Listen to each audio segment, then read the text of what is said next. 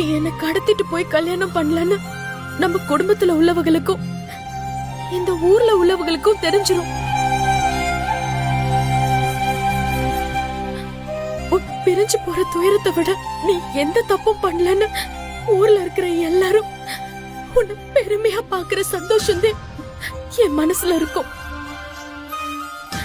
இனிமே நீ நினைச்ச மாதிரி ஒரு புது வாழ்க்கை வாழலாம் டாக்டர்.